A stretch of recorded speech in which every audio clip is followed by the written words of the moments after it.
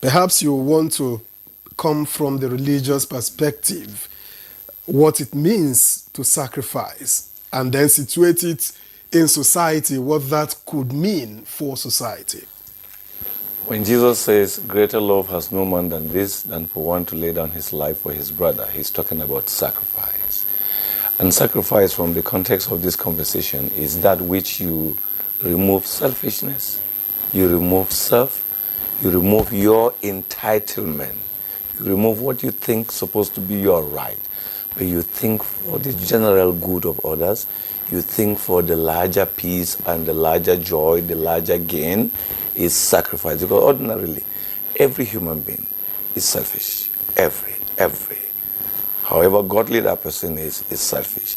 And when the Bible says, love your neighbor as yourself, it's teaching you that, look, how you think good about yourself, you think good about your neighbor. How you want to see the best of yourself, you think the best of your neighbor. And that's what sacrifice. So when you start doing that, you are sacrificing those things that ordinarily you think, it's me, it's mine, it's ours, to say, no, let it be for all of us.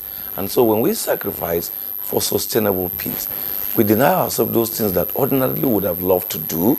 Okay, I want to say something, but if I say it, it will cause bigger havoc. So why don't I just leave it? Oh, I want to do something. If I do it, it will create more trouble. Why don't I stop doing it? So you now have a boundary, and those boundaries guide you.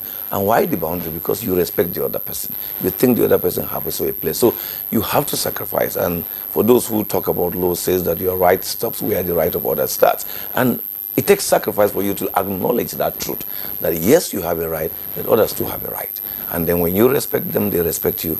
The society becomes peaceful. Everybody have a voice. Everybody have a space. And in your space, in my space, in our space, we begin to change our society, and all of us are happy. You are happy, I'm happy, because we all made sacrifices.